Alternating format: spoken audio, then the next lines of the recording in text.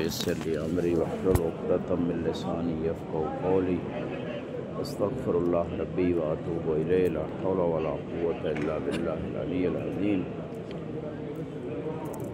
أما بعد فقد قال الله سبحانه وتعالى في كتابه المجيد بسم الله الرحمن الرحيم ذلك الكتاب لا ريب فيه هدى للمتقين الذين يؤمنون بالغيب ويقيمون الصلاة ومما رزقناهم ينفقون ويؤمنون بما أنزل إليك وما أنزل من قبلك وبالآخرة هم يوقنون أولئك على هدى من ربهم وأولئك هم المفلحون صدق اللہ العلی العظیم۔ قرآن مبارک جو تمام لوگوں کے لیے ہدایت ہے، جیسے کہ ارشاد ہوتا ہے شہر رمضان الذی انزل فیہ القرآن ھدی للناس، تمام لوگوں کے لیے ہدایت ہے۔ دوسرے مقام پر ارشاد ہے ذالک الکتاب لا ریب فیہ ھدی للمتقین، کہ یہ متقین کے لیے ہدایت ہے۔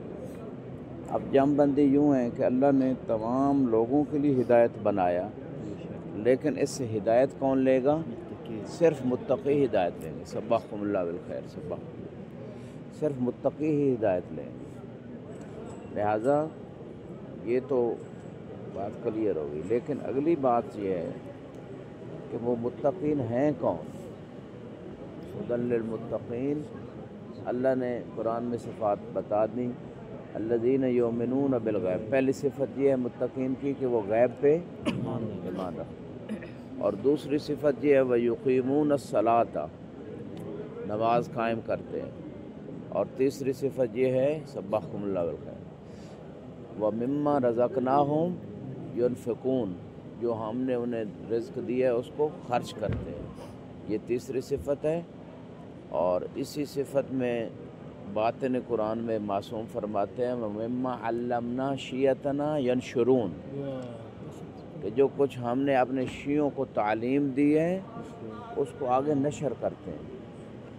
تو یہ میں سمجھتا ہوں اس زمانے میں میڈیا کے دور میں آپ تو ماشاءاللہ کرتے رہتے ہیں میڈیا سے جتنی کوشش ہو سکتی ہے، لیکن تمام مومنین بالخص طلباء فضلاء علماء ان کا زیادہ وظیفہ شرعی اہم ہے ان کے لیے، اور باقی جتنے بھی ہیں ان کا بھی وظیفہ شرعی ہے کہ وہ جو ہے نا وہ نشر کریں۔ اس میڈیا کے دور میں تو بہت آسان ہو گیا۔ تو یہ متقین کی صفات میں سے ایک صفت یہ ہے وبالآخرۃ ہم یقین رکھتے ہیں۔ اس پہ کل تفصیلی بات ہو چکی، بس تذکراً تھوڑا سا عرض کر اور دوبارہ ریپیٹ ہو جائے تاکہ ایک مربوط ہو جائے مطلب۔ اور پھر اس کے بعد ارشاد ہوتا ہے کہ یہی ہے اولئک اولئک علی ھدی من ربہم، یہی ہدایت میں اپنے رب کی طرف سے، وَأُولَئِكَ هُمُ الْمُفْلِحُونَ، اور یہی کامیاب ہونے والے ہیں، جن کے اندر یہ 5 خصوصیات ہیں وہی کامیاب ہونے والے ہیں۔ اور یہاں پہ دوسری آیت جو صفات متقین کی بیان کر رہی ہے وہ ہے وَسَارِعُوا إِلَىٰ مَغْفِرَةٍ مِّن رَبِّكُمْ وَجَنَّةٍ عَرْضُهَا السَّمَاوَاتُ وَالْأَرْضُ اُعِدَّتْ لِلْمُتَّقِينَ، کون ہے متقین جن کے لیے یہ جنت تیار کی گئی ہے؟ الذین ينفقون فی السراء والضراء، جو تنگی آسانی میں خرچ کرتے ہیں، اور پھر فرمایا والقاظمین الغیظ، غصے کو پی جاتے ہیں۔ اور تیسری صفت یہ پہلی صفت ہو جی، دوسری صفت قاظمین والغیظ، آپ قاظمی صاحب ہیں ماشاءاللہ، غصے کو پی جاتے ہیں۔ ذات کے لیے غصہ ہو تو اس کو برداشت کرتے ہیں، اگر دین کے لیے غصہ ہے تو وہ عبادت ہے۔ والقاظمین الغیظ والعافین عن الناس، تیسری متقی بندے کی صفت یہ ہے کہ وہ لوگوں کو معاف کر دیتے ہیں۔ اور واللہ یحب المحسنین، یہ چوتھی کوالٹی ہے متقی بندے کی اس آیت میں جو ارشاد ہے کہ وہ اللہ احسان کرنے والوں کو، نیکی کرنے والوں کو محبوب بنا دیتے ہیں۔ تو جس کے اندر یہ 4 کوالٹیز ہیں اس آیت کی روشنی میں، اور سورہ بقرہ میں جس کے اندر 5 کوالٹیز ہیں، خوبیاں ہیں، وہ بندہ کیا ہے؟ متقی ہے۔ وہ بندہ کیا ہے؟ متقی ہے۔ اب متقی کو قرآن ہدایت دیتا ہے، یعنی جس کے اندر تقوی ہوگا، بیسک چیزیں ہوں گی، اس کو جب وہ قرآن کی وہ تلاوت کرے گا، قرآن کی تفاسیر کو دیکھے گا، تو یقیناً اس کو ہدایت نصیب ہوگی۔ یہ تھی بات تھوڑی سی قرآن کی آیات کی روشنی میں جو ہے نا متقین کی صفات کیا ہے۔ اب آتے ہیں مولا امیر المومنین امام المتقین صلوات اللہ علیہ کا ایک خطبہ ہے، خطبہ جو صفات المتقین کے حوالے سے، اور وہ خطبہ جو ہے وہ آپ کی خدمت میں مشہور خطبہ ہے، نہج البلاغہ میں موجود ہے۔ اس کے جو ہے نا جتنا ممکن ہوا آج کے لمبا خطبہ ہے۔ حمام آپ کا ایک صحابی تھا، اور اس نے کہا کہ یا مولائی صف لی المتقین، کہ مجھے متقین کی صفات بتائیں۔ تو مولا نے کہا مختصر، یا حمام اتق اللہ واحسن، تقوی اختیار کرو اور نیکی کو اختیار کرو، احسان کرو۔ یہ مولا نے 2 جملوں میں اسے جو ہے نا بتا دیا۔ تو حمام نے کہا مولا نہیں، مزید بتائیے۔ کیا کیجیے؟ مزید بتائیے، میں مطمئن نہیں، ابھی اور مجھے پیاس ہے۔ تو مولا نے تھوڑا چاہا کہ پتہ نہیں، یعنی اس بندے کے لیے یہ چیز اگر اتنی بیان کی جائے تو برداشت ہوگی۔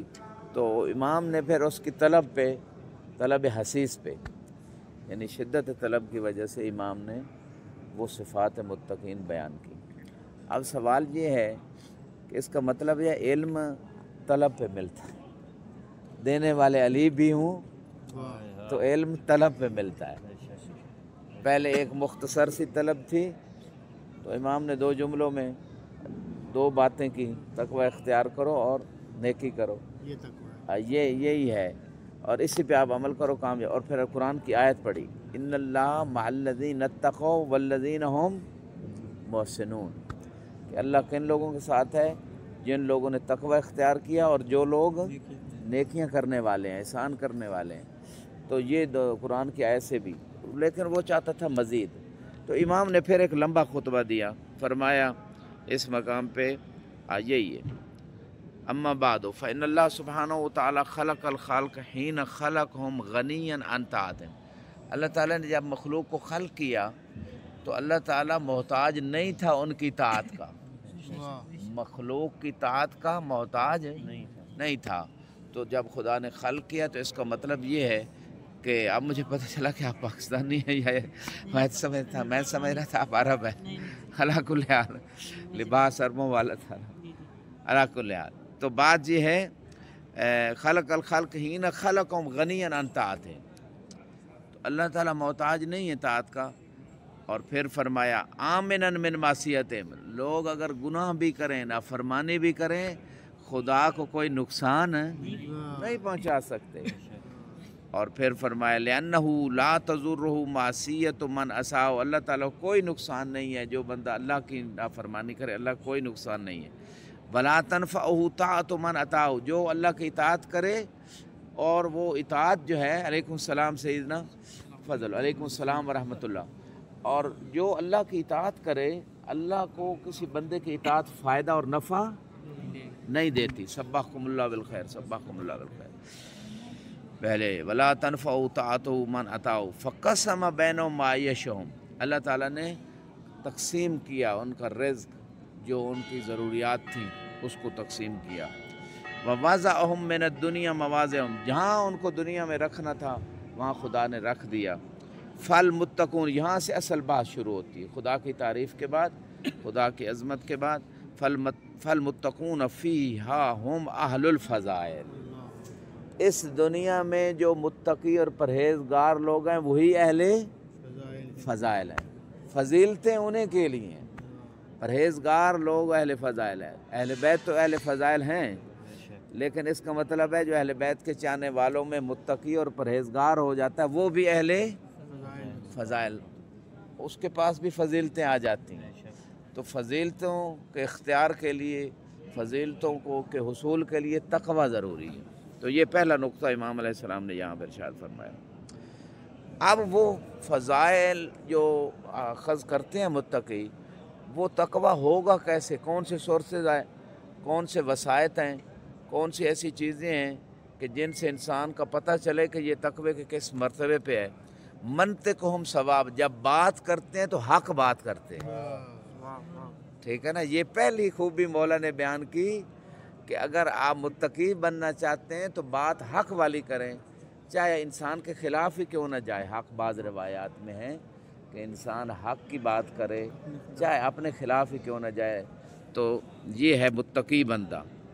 اور پھر بات کی وَمَلْبَسُهُمْ الاقتصاد، جو پہنتے ہیں نا بڑا مہنگا بھی نہیں پہنتے اور بہت ردی قسم کا بھی نہیں پہنتے، کیونکہ ردی قسم کا ممکن ہے مومن اہانت کے مقام پہ آ جائے، اور بہت مہنگا اور اتنی قیمتی لباس بھی نہیں پہنتے، جی درمیانی قسم کا متوسط لباس پہنتے ہیں تاکہ جو ہے نہ اسراف ہو اور نہ دکھاوا ہو اور نہ ہی دنیا کے تکبر اور دنیا پرستی میں انسان جائے، اور اتنا گھٹیا قسم کا لباس بھی نہ ہو کہ مومن مقام میں حقارت و ذلت پہ بھی ان لوگوں کی نگاہ میں نہ چلا جائے، درمیانے قسم کا لباس۔ وَمَشْيُهُمْ التَّوَاضُعُ، جب چلتے ہیں تو تواضع سے چلتے ہیں، اکڑ کے نہیں، جیسے قرآن میں ہے نا، ہاں لا تمشی فی الارض مرحن، ہاں تو یہ جو ہے جناب لقمان نے اپنے بیٹے کو جو وصیتیں کی تھیں کہ تو زمین کا سینہ نہیں چیر سکتا اور تو پہاڑوں کی بلندیوں تک نہیں پہنچ سکتا، تو زمین کے اوپر اکڑ کے نہیں چلنا۔ اکڑ کے چلنے والے متکبر ہوتے ہیں اور خدا کی نافرما برداری کی طرف جاتے ہیں، اور سب سے پہلے جس نے تکبر کیا تھا وہ کون تھا؟ شیطان۔ استکبرت ام کنت من العالین، اے شیطان تو نے تکبر کیا، کیا تو عالین میں سے تھا؟ اس کا مطلب ہے کوئی علی بندے تھے اللہ کے کہ اگر تکبر جائز ہوتا تو وہ اس قابل تھے کہ تکبر کرتے۔ بڑائی ذاتی خدا کی ہے، یعنی اگر کبریائی خدا کی ذاتی صفت ہے، اور خدا کہتا ہے جس نے میری بڑائی میں بزرگی میں مجھ سے تنازع کیا، من نازعنی فی کبریائی قبحتہ فی النار، کہ جو بندہ میرے کبریائی میں میرے سے جھگڑا کرے گا وہ اس کو جہنم میں پھینکوں گا۔ تو اس کا مطلب ہے عالین، کچھ عالی بندے ہیں، محمد و آل محمد وہ ہستیاں ہیں کہ وہ تو کیا ان میں سے تھا کہ تو نے بڑائی کی، یعنی میں نے ان کو بڑا بنایا ہے، یعنی اللہ کی بڑائی ذاتی ہے، محمد و آل محمد کو بزرگی بلندیاں جو عطا کی وہ اللہ نے عطا کی ہیں، یعنی ان کو تو میں نے بلندیاں عطا کی ہیں، کیا تو ان میں سے تھا جو تو نے آدم کو سجدہ نہیں کیا؟ اس کا مطلب یہ ہے کہ آدم تھوڑا سا ادھر ہو جائے، اس کا مطلب یہ ہے کہ سبحکم اللہ بالخیر، کہ مطلب یہ ہے کہ یہ وہ بزرگ ہستیاں ہیں کہ جن کو بزرگی میں نے عطا کی ہے۔ شیطان تو ایسا نہیں تھا، پھر تو نے سجدہ کیوں نہیں کیا؟ اور روایت میں ہے معصوم سے جب سوال ہوا کہ یہ آدم ہی کے لیے سجدے کا حکم کیوں تھا، حالانکہ آدم کو سجدہ امام نے فرمایا ایز اے قبلہ تھا، آدم فقط قبلہ تھے، اور اللہ کے امر کی اطاعت بندگی خدا کی تھی۔ وَقَانَ عَمْرُ السُّجُودِ لِآدَمَ تَعْظِيمًا لَنَا وَإِكْرَامًا لَنَا، امام فرماتے ہیں چونکہ ہمارا نور آدم کی صلب میں تھا، اشہد انک کنت نورا فی الاسلاب الشامخہ والارحام المطہرہ، کہ تو بلند و بالا صلبوں میں نور تھا، تو آدم کی صلب میں اللہ نے ہمارے نور کو رکھا، تو اصل میں سجدے کا حکم جو تھا ہمارے نور کی تعظیم کی وجہ سے، یہ معصوم فرما۔ تو یہاں پہ وہی بات امام فرما رہے ہیں کہ انسان تواضع اختیار کرے، تواضع اختیار کرے گا تو بلندی پائے گا، خدا کی بارگاہ میں بھی مومنین کی نگاہ میں بھی، اور تکبر اختیار کرے گا تو پستی پائے گا خدا کی نگاہ میں بھی اور بلند۔ تو یہ صفات متقین میں سے ہے۔ غضوا ابصارہم عما حرم اللہ علیہم، اگلی صفت یہ ہے کہ وہ اپنی آنکھوں کو جو ہے نا نیچی رکھتے ہیں یا نگاہیں اس طرف نہیں کرتے جن چیزوں کو اللہ نے حرام قرار دیا، حرام چیزوں پہ نگاہ نہیں کرتے۔ پچھلے زمانے میں حرام چیزیں صرف مثلا بازار میں جا رہے کہیں نگاہ کسی عورت پہ پڑ جائے یہ حرام تھی، اس زمانے میں میڈیا سامنے پڑا ہے، 24 گھنٹے سامنے حرام ہے، تو اس چیز سے بچنے کے لیے جو ہے نا انسان کو چاہیے کہ وہ اپنی نگاہیں جو ہے نا، جو امام کی زیارت جو نگاہیں کرنا چاہتی ہیں، جو شخص متقی بننا چاہتا ہے وہ نگاہوں کو پاک رکھے، اور یہ قرآن میں حکم بھی ہے یہ بات، یعنی یہ ساری باتیں ائمہ کے جو فرامین ہوتے ہیں وہ قرآن میں یہ ہیں یا باقی معتبر روایات میں بھی موجود ہیں۔ یہاں پہ کل للمؤمنین، ہاں یہ ایک تو اللہ کے رسول نے حکم دیا مردوں کو اللہ کی طرف سے، اور دوسرا مستورات کو، قل للمؤمنین غضوا من ابصارہم، مومنین سے فرما دیں کہ اپنی نگاہیں نیچی رکھیں، اور دوسرے مقام فرمایا قل للمؤمنات یغضضن من ابصارہم، کہ مومنات سے فرمائیں کہ اپنی نگاہیں نیچی رکھیں۔ تو جو قرآن میں حکم ہے وہی مولا کے فرمان میں ہے۔ فرمایا وَوَقَفُوا أَسْمَاءَهُمْ عَلَى الْعِلْمِ النَّافِعِ لَهُمْ، کہ یہ جو قوت سماعت اللہ نے دی ہے یہ ہر چیز کے لیے اس کو استعمال نہ کریں، بلکہ اس قوت سماعت کو، جو متقین کی صفات میں سے ایک صفت یہ بھی ہے کہ اس قوت سماعت کو علم نافع کے لیے استعمال کریں، وہ علم جو نفع دینے والا ہے خود انسان کو اور دوسرے لوگوں کو بھی، اس کے لیے اس قوت سماعت کو استعمال کریں۔ اس کا مطلب ہے مومن کی جو قوت سماعت ہے، نہ وہ گانے سننے کے لیے ہوتی ہے، نہ وہ غیبت سننے کے لیے ہوتی ہے، نہ وہ چغل خوری سننے کے لیے ہوتی ہے، نہ فضول باتیں سننے کے لیے ہوتی ہے۔ مومن کی قوت سماعت کس کے لیے ہوتی ہے؟ علم نافع، جو نفع دینے والا علم ہے اس کے لیے ہوتی ہے مومن کی قوت سماعت، کسی اور کام کے لیے استعمال نہیں کرتا۔ یا قرآن سنتا ہے، جیسے کہ اذا قرئ القرآن فاستمعوا لہ، ٹھیک ہے، فاستمعوا کا کیوں کہا گیا؟ فاسمعوا نہیں کہا اللہ نے، کیا کہا؟ فاستمعوا، فاسمعوا نہیں کہا۔ کیا فرق ہے بین الاسماع والاستماع؟ آخر اضافہ کیا ہے نا حرف کا ایک، جب حرف کا اضافہ ہو گیا استماع تو اس کا مطلب کیا ہوا؟ ہاں توجہ سے۔ جب قرآن پڑھا جائے تو کیسے سنو؟ ہاں لعلکم ترحمون، لعلکم شاید کہ تمہارے پر ہے، یعنی قرآن اگر توجہ سے سنیں گے تو رحم کا چانس ہے، لعلکم تتقون روزے کا، شاید کہ تم متقی بن جاؤ، اور لعلکم ترحمون اگر قرآن توجہ سنو گے تو شاید تمہارے اوپر اللہ کی رحمت آ جائے۔ تو یہ ہے فلسفہ۔ اور عالم امام باقر علیہ السلام فرماتے ہیں، ان کی ذات پہ درود پڑھیں، اللہ صلی علی محمد وآلہ، فرماتے ہیں عالم ینتفع بعلمہ افضل من 70,000 عابد، کہ عالم جس کے علم سے لوگوں کو فائدہ ہو رہا ہے وہ 70,000 عبادت گزاروں سے افضل ہے۔ یہاں یہی بات ہو رہی ہے، علم نافع، کہ علم جو نفع دینے والا علم ہے۔ آپ کے ذریعے کوئی اچھی پوسٹ آگے شیئر ہو گئی، آپ کے ذریعے کوئی قرآن کی آیت کا مفہوم بیان ہو گیا، کوئی حدیث بیان ہو گئی، تو وہ آپ سب جو ہے نفع دے رہے ہیں لوگوں کو، آپ سب اہل علم ہیں۔ فرمایا وقف اسماءهم علی العلم النافع لهم نزلت انفسهم منهم فی البلاء کلتی نزلت فی الرخاء، اگر مصیبت آ جائے یا آسانی کے ایام ہوں، دونوں میں فرق نہیں ہے۔ ان مومن حضرات جو متقی حضرات ہیں، دونوں حالتوں میں ان کی حالت میں فرق نہیں ہے، وہ دونوں حالت میں خدا کے اطاعت گزار رہتے ہیں، چاہے سختی ہو یا تنگی ہو، دونوں حالتوں میں ایسے بندے جو ہیں وہ کیا کرتے ہیں، وہ کسی پریشانی کا شکار نہیں ہوتے، وہ اس کو ابتلا اور امتحان سمجھتے ہیں، اور اس کو بھی بعض روایت میں البلا للولا، البلا یعنی جو مصیبت آتی ہے وہ جتنے دوستی اور تعلق ہوتا ہے نا اللہ سے اور اہل بیت سے، اتنی بڑی بلا اور مصیبت آتی ہے۔ وَلَنَبْلُوَنَّكُمْ، ضرور آزمائش میں ڈالیں، ابتلا، وَلَنَبْلُوَنَّكُمْ بِشَيْءٍ مِّنَ الْخَوْفِ وَالْجُوعِ وَنَقْصٍ مِّنَ الْأَمْوَالِ وَالْأَنفُسِ وَالثَّمَرَاتِ وَبَشِّرِ الصَّابِرِينَ الَّذِينَ إِذَا أَصَابَتْهُمْ مُصِيبَةٌ قَالُوا إِنَّا لِلَّهِ وَإِنَّا إِلَيْهِ رَاجِعُونَ أُولَٰئِكَ عَلَيْهِمْ صَلَوَاتٌ مِّن رَّبِّهِمْ وَرَحْمَةٌ وَأُولَٰئِكَ هُمُ الْمُهْتَدُونَ۔ واضح انشاءاللہ۔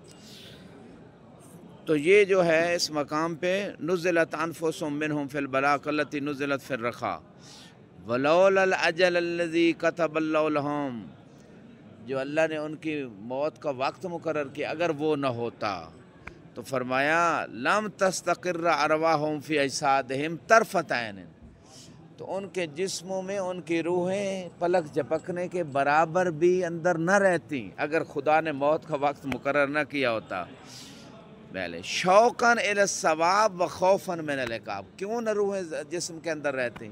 کیونکہ ثواب کا شوق تھا اور عقاب کا خوف تھا۔ ثواب کا شوق اور عقاب کا خوف، ان دو وجہ سے ان کی روحیں پرواز کر جاتی۔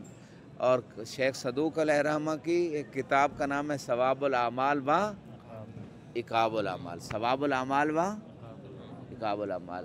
تو یہ جو کتاب ہے میں سمجھتا ہوں اس کو ضرور لوگوں کو بھی بتایا جائے اور خود بھی سمجھا جائے، کیونکہ یہ کتاب جو ہے بندے کو ثواب جب دیکھے گا اتنا زیادہ ہے تو رغبت دلائے گی نیکی کرنے کی، اور اگر انسان جو ہے نا کوئی برے کام ہے تو اس کا عقاب دیکھ کے اس سے پرہیز کرے گا۔ اس کتاب کا مطالعہ لازمی کرنا چاہیے، اور خصوصاً دوسرے لوگوں کو ایک حدیث ہی چلو ہم زیادہ نہیں ڈیلی شیئر کرتے رہیں کسی بھی طریقے سے، تو یہ بھی ہے۔ درود پڑھیں بار محمد و آل محمد۔ یہ ساری متقین کی صفات ہے، مل کے درود پڑھیں بار محمد۔ اللہم صلی علی محمد و آل محمد۔ ایک مرتبہ پھر بلند درود پڑھیں بار محمد۔ اللہم صلی علی محمد و آل محمد۔ عظم الخالق فی انفسہم، عظم الخالق وصغر ما دون ذلک فی اعینہم۔ متقین کی صفات میں سے ایک بہت عظیم ترین مہم ترین صفت ہے کہ خالق ان کی نگاہوں میں عظیم ہوتا ہے۔ خالق ان کے دلوں میں کیا ہے؟ عظیم ہے۔ اور خالق کے علاوہ جو خالق کے مقابلے میں کوئی بھی چیز ہے وہ صغر ما دون ذلک فی اعینہم، ان کی نگاہوں میں جو خدا کے مقابلے میں کوئی بھی چیز ہے نا وہ حقیر ہے، وہ صغیر ہے، وہ چھوٹی ہے، وہ کم تر ہے۔ اس کا مطلب یہ ہے کہ ایک طرف نماز شب کے لیے خدا کی محبت میں انسان اٹھنا چاہتا ہے، اور دوسری طرف نیند ہے اور جسم کی راحت ہے۔ انسان چاہتا ہے کہ جسم کو آرام مل جائے، میری نیند پوری ہو جائے۔ یہ خدا کے مقابلے میں کھڑی ہے ہماری نیند، ہے ایسا یا نہیں؟ تو خدا کی محبت اور عظمت اور تعلق جو خدا سے ہے، وہ چونکہ دل میں خدا کی عظمت زیادہ ہے، خدا سے ریلیشن انسان متقی بنانا چاہتا ہے، تو لہٰذا وہ نماز شب کے لیے اٹھنا اس کے لیے آسان ہے، چونکہ یہ نیند اس کے مقابلے میں، اللہ کی عظمت کے مقابلے میں بہت چھوٹی چیز ہے، اور جس کی نگاہ میں یہ نیند بڑی چیز ہے اور خدا کی محبت، خدا کی عظمت، خدا سے تعلق، خدا کا مقام کم ہے، تو پھر وہ نماز شب کے لیے نہیں اٹھے گا۔ یہ عمل سے پتہ چلتا ہے، جیسے کہ ڈاکٹر اقبال نے کہا عمل سے زندگی بنتی ہے جنت بھی، یہ خاکی اپنی فطرت میں نہ ناری ہے۔ یعنی خاکی یعنی عام انسان جو بشر مٹی سے بنا ہے، تو یہ نہ نوری ہے، یعنی ملائکہ نوری ہیں، ناری جن جو ہیں وہ نار سے بنے ہیں، نہ یہ جن ہے یعنی ملائکہ میں سے ہے، یہ بشر ہے، یہ خاکی ہے، عمل سے اپنی زندگی بنا سکتا ہے۔ تو یہ تو ہم جیسوں کے لیے ڈاکٹر اقبال کا شعر تھا، لیکن کچھ ہستیاں اللہ نے ایسے بھی خلق کی ہیں، جیسے عالین کے بارے میں بات ہوئی تھی کہ وہ عالم انوار میں نور تھے، اور عالم بشریت میں بھی ان کا نور جو ہے نا وہ اللہ نے رکھا، یعنی ان کا ایک نورانی جنبہ بھی ہے اور ان کا ایک بشری جنبہ بھی ہے۔ تو وہ دو جنبے ان ہستیوں کے اندر ہیں، ہم جیسوں کے اندر بس ایک ہی جنبہ ہے، خاکی جنبہ ہے، بشری جنبہ، ان کے اندر دونوں جنبے رکھے گئے ہیں۔ تو یہاں پہ اگر ہم اسی نقطے پہ رکے رہیں، عظم الخالق فی انفسہم فصغر ما دونہ فی اعینہم، تو اس میں بہت سارے مصادیق ہیں۔ 24 گھنٹے کی زندگی میں بہت سارے ایسے مصادیق ہیں کہ اس وقت ہم دیکھیں گے کہ ہمارے اس تصرف میں، مثلا غیبت سننے یا کرنے میں، ایک مثال دے رہا ہوں، جب خالق کی عظمت ہے دل میں تو انسان کہے گا کہ اللہ کا حکم ہے ویل لکل ہمزۃ الہمزہ، ٹھیک ہے نا۔ الغیبت تو امام فرماتے اشد من الزنا، زنا سے بھی زیادہ شدید ہے، اتنا روایت میں ہے۔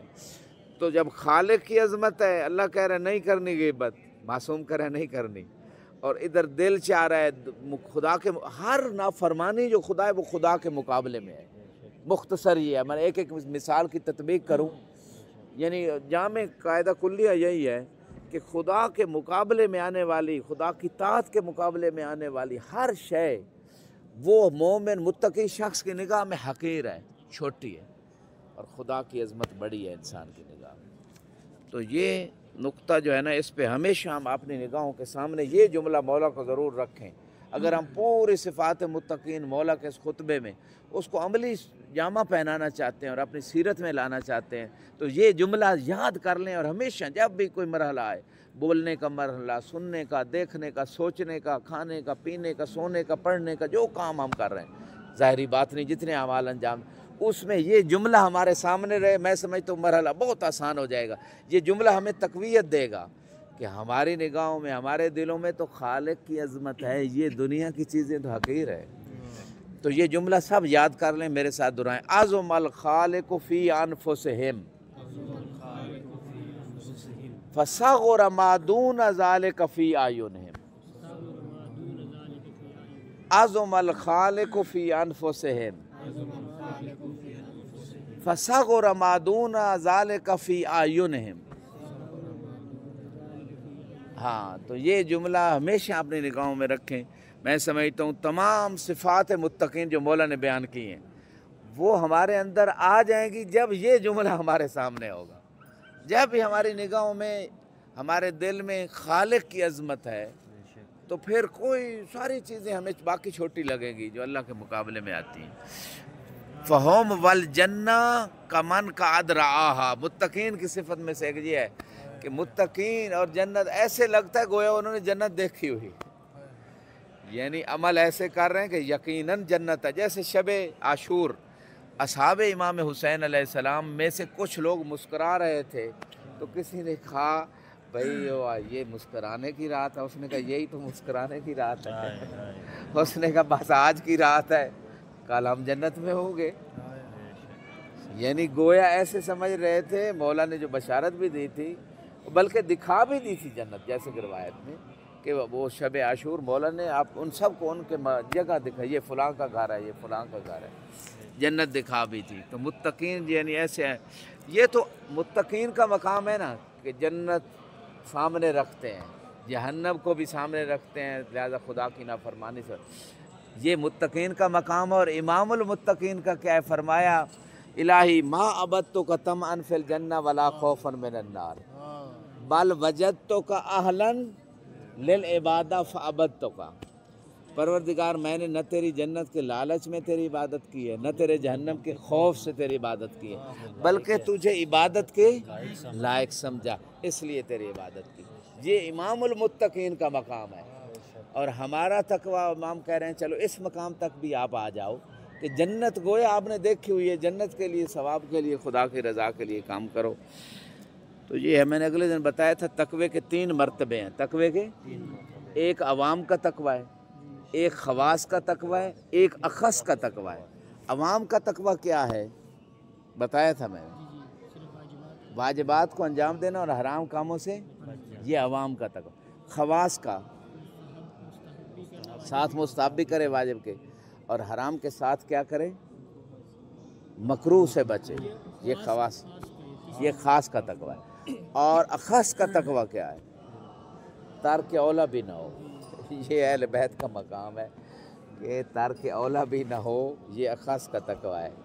ایک اور بھی مثال دی گئی امام کے تقوی کے بارے میں کہ اگر ایک خاردار جھاڑی پہ ایک باریک کپڑا ڈال دیا جائے اور اس کو یعنی کانٹے اس کے اندر ہوں سارے، اور یکدم اس کپڑے کو کھینچا جائے تیزی سے ایسے، اور کپڑے میں ذرا بھی خراش نہ آئے، ٹھیک ہے، یہ ہے اخص، یہ اہل بیت کا تقوی ہے۔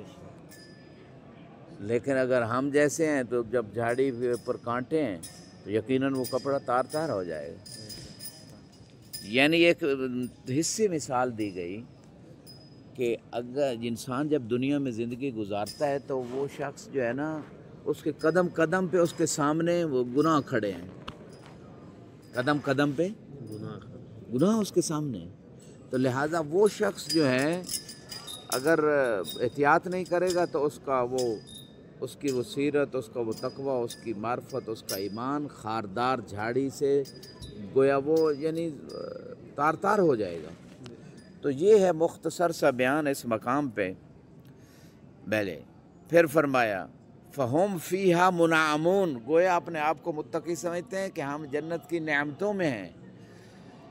وہم والنار کا من قد رعاہا فہم فیہا معذبون، وہ اپنے آپ کو متقی ایسے سمجھتے ہیں گویا جہنم انہوں نے دیکھ لی ہے اور گویا انہیں عذاب دیا جا رہا ہے اگر ہم خدا کی نافرمانی کریں گے، اس طرح اپنے آپ کو احساس میں رکھتے ہیں۔ یہ متقین کی صفات میں سے ہیں۔ قلوبہم محزونۃ، قلوبہم یعنی ان کے دل کیا ہوتے ہیں؟ غمگین رہتے ہیں، حزن و ملال میں۔ دنیا کے لیے حزن و ملال نہیں ہے، روایت میں ہے من کان ہمہ من اصبح وہمہ الآخرہ، جو صبح کرے اور اس کا ہم و غم کیا ہو؟ آخرت بن جائے، آخرت سنور جائے، جس کا ہم و غم یہ ہو جو صبح کرے، تو اس بندے کے دنیا کے مسائل خود اللہ حل فرما دیتا۔ یہ نقطہ اس پہ دوبارہ غور کریں، خصوصاً طالب علم۔ اگر طالب علم طلب علم میں لگا رہے جیسے ہونا چاہیے، تو آپ تجربہ کر کے دیکھ لیں، اس کے دنیا کے مسائل خود بخود حل ہوتے چلے جائیں گے۔ کوئی نہ کوئی وسائل، کوئی اسباب مہیا ہو جائیں گے کہ اس کے دنیا کے مسائل خود بخود حسین حل ہوتے چلے جائیں گے۔ توجہ سے بیٹھو۔ تو بات یہاں پہ ہے وہ قلوبہم محزونہ، یعنی دنیا کے لیے ہو، جیسے الا اولیاء اللہ لا خوف علیہم ولا هم يحزنون، جو ولی اللہ ہے نا اس کے اوپر نہ خوف ہے نہ حزن ہے۔ جیسے ایک آیت جو ہے نا غار کے قصہ کے بارے میں ہے، رسول خدا نے فرمایا، کیا فرمایا؟ ہاں لا تحزن ان اللہ، حزن کس بات پہ ہوتا ہے؟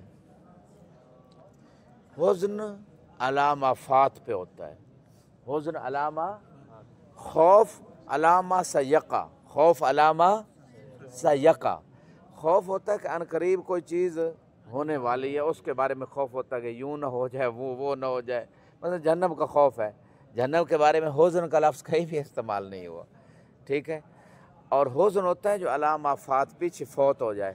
اور یہ لا تحزن، یہ بہت بڑی میں سمجھتا ہوں اس میں مذمت ہوئی ہے اس بندے کی جو بھی تھا ساتھ، اس میں وہ آپ خود انکار کرتے ہیں کہ وہ نہیں تھا، جن کو سمجھ آ گئی کہ قرآن تو مذمت کر رہا ہے کہ دنیا جانے کا خوف تھا، عفن دنیا جانے کا عفن حزن تھا۔ لغتاً حزن اور خوف میں فرق کیا ہے؟ آخری جملے، زیادہ دیر نہیں زحمت دیتا۔ حزن اور خوف کا کیا فرق ہے؟ حزن ہوتا ہے جو دنیا کی چیز ہاتھ سے نکل جائے، اس پہ حزن ہوتا ہے جو ہاتھ سے نکل جائے، اور خوف ہوتا ہے جو آئندہ کچھ ہونے کا خطرہ ہو کہ پتہ نہیں ایسا ہو نہ جائے مستقبل کے میں۔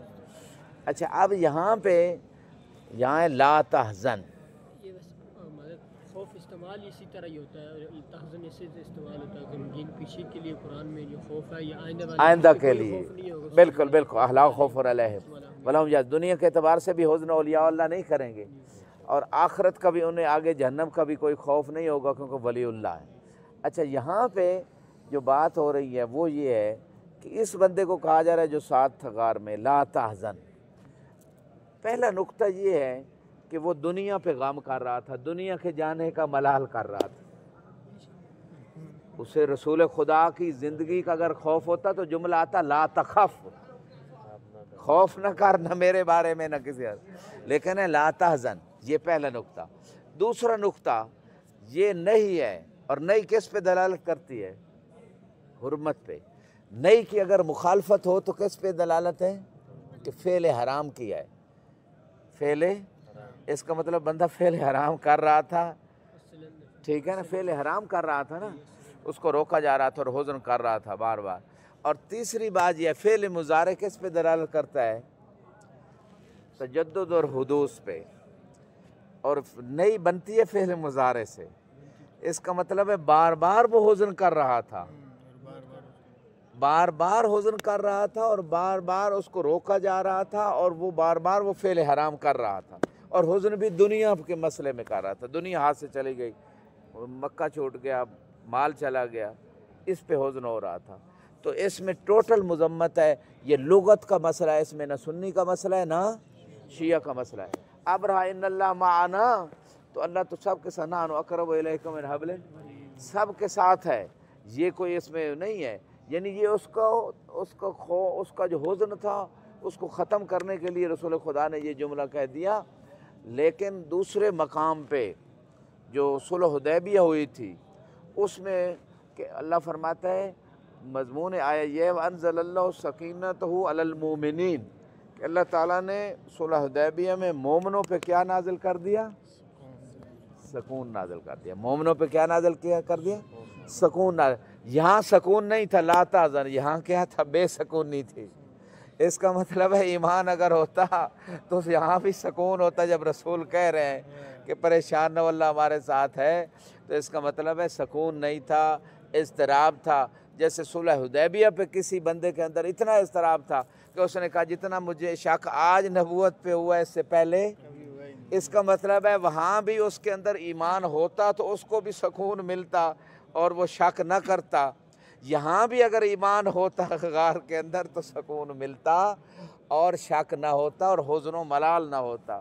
تو یہ سارے جو ہے نا قرآن کی باتیں ہیں۔ بس آخری یہی بات یہاں پہ فرمایا قلوبہم محزونۃ وشرورہم معمونۃ، دل جو ہے ان کے آخرت کے لیے غمزدہ رہتے ہیں اور ان کے شر جو ہیں اس سے سارے لوگ کیا رہتے ہیں؟ امان میں رہتے ہیں۔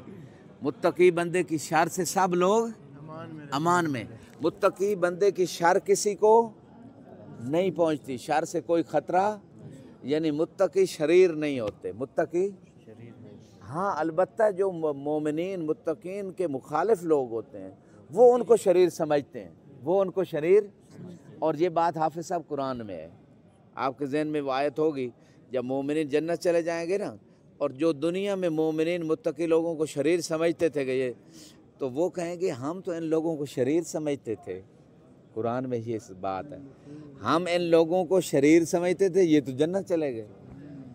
ٹھیک ہے، مضمون آیا ہے کننا نعدہم من الاشرار، کہ ہم تو ان کو شریروں میں سے سمجھتے تھے، یہ آج جنت میں نظر آ رہے ہیں۔ ٹھیک ہے، شیعان کے اوپر کفر کے فتوے لگتے ہیں، شیعوں کے اوپر جو ہے نا قتل کے ان کو پلاننگ کی جاتی ہے، ان کو شریر سمجھا جاتا ہے، اور وہ یہی لوگ ہوں گے جو ٹھیک ہے نا جو اوپر شلوار کر کے آج فتوے لگا رہے ہیں، کل کو یہی لوگ کہیں گے ان کو ہم شریر سمجھتے تھے، یہ تو جنت میں پھر رہے ہیں۔ ٹھیک ہے، اور خدا ان جنبیوں کو دکھائے گا جنت کی نعمتیں بھی، اور جنت میں جانے والوں کو دکھائے گا پروردگار، ان کے دلوں میں حسرت پیدا کرنے کے لیے کہ بھائی یہ دیکھو اگر آپ بھی متقی ہوتے تو آج آپ بھی جنت میں ہوتے، لہذا اس مقام پہ جو ہے یہ ان کے دلوں میں حسرت پیدا کی جائے گی۔ بلکہ مولا علی کی شان کا ایک جملہ ہے کہ مولا علی سے جو ہے نا استہزاء کیا کچھ منافقین نے، قرآن میں یہ واقعہ موجود ہے سورہ بقرہ کی شروع کی آیات میں۔ تو جو ہے نا اب آگے جواب آتا ہے کہ جو لوگ مومنین سے استہزاء کرتے ہیں اللہ یستہزی وَیَمُدُّهُمْ فِی طُغْیَانِہِمْ، اللہ ان سے استہزاء کرے گا۔ اب یہاں پہ غور کیجئے گا، جو مذاق مولا علی سے کرتے تھے مومنین، ٹھیک ہے، ان مومنین یعنی مولا علی کی شان میں یہ آیت آئی اور ان کے دشمنوں کی مذمت میں آئی، تو اللہ نے کہا کہ اے علی پریشان نہ ہو، یہ تیرے سے مذاق کرتے ہیں، میں ان سے مذاق کروں گا۔ اب وہ مذاق کیسے ہے کہ یہ منافقین کے لیے جنت کا دروازہ کھول دیا جائے گا، منافقین جنت میں چلے جائیں گے، اسفل دارک من النار میں ہوں گے، ان المنافقین فی الدرک الاسفل من النار، منافقین جب جہنم میں چلے جائیں گے تو اب ان سے استہزاء کیسے ہوگا، ان کے لیے جنت کا دروازہ کھول دیا جائے گا۔ آؤ بھائی، یہ نچلے طبقے سے ہوتے ہوتے کتنے سال ان کو لگیں گے آتے ہوئے جنت کے دروازے پہ، تو جب یہ جنت کے دروازے کے سید علی غور کیجئے گا، جب صحیح اپنا جنت کے دروازے کے قریب پہنچے گے نا تو جنت کا وہ دروازہ ان پہ بند کر دیا جائے، اللہ ان کو دوڑائے گا جہنم کے اندر، خوب دوڑیں لگوائے گا اللہ ان کو، اور یہ پھر ان کے لیے ایک اور دروازہ جنت کا کھول دیا جائے گا، پھر یہ بڑا عرصہ لگا کہ جہنم سے نکلتے نکلتے جنت کے دروازے پہ آئیں گے، پھر ان کے اوپر بند۔ یہ ہے جنہوں نے مولا علی سے دنیا میں منافقین نے استہزاء کیا ہوگا، اللہ تعالیٰ آخرت میں جہنم میں ان کے ساتھ ایسے استہزاء کرے گا۔ وآخر دعوانا الحمدللہ رب العالمین۔ پروردگار سے دعا گوئیں بحق محمد و آل محمد ہماری عبادت کو اپنی بارگاہ میں قبول و مقبول فرمائے، اور ہمیں ہمیشہ توفیق عطا فرمائے کہ مولا کی زیارت بھی نصیب ہو، اور مولا کے پڑوس میں بیٹھ کے مولا کے جو کلمات ہیں نہج البلاغہ کے اندر صفات المتقین اور باقی کلمات، ان کو سمجھنے کی توفیق عطا فرمائے۔ قرآن اور اہل بیت سے صحیح معنوں میں پروردگار ہمیں متمسک ہونے کی توفیق عطا فرمائے۔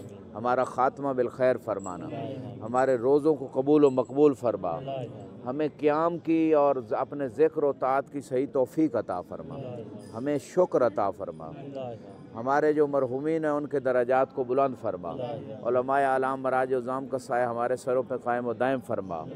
جو علماء یہاں دفن ہے حرم کے اندر، خصوصاً سید خوئی رحمۃ اللہ علیہ، شیخ توسی قریب ہیں، ہمارے شیخ انصاری ہیں، صاحب العروہ مدفون ہیں، اور بڑے بڑے بزرگان، شیخ نائنی، آغا حکیم مرحوم مدفون ہے جی، شیخ عباس قمی، جتنے بھی بزرگان، سید ابو الحسن اصفہانی جی، مقدس اردبیلی، علامہ اہلی، جتنے علماء مدفون ہیں، پروردگار ان علماء کی سیرت اور ان کے علم سے ہمیں استفادہ حاصل کرنے کی توفیق عطا فرمائے۔ اللہم صلی علی محمد و آل محمد۔ ایک مرتبہ سورہ فاتحہ تمام مومنین مومنات کے لیے، ان علماء کے لیے، تمام آپ کے مرحومین کے لیے سورہ فاتحہ، اور 3 مرتبہ سورہ توحید کی تلاوت فرمائے۔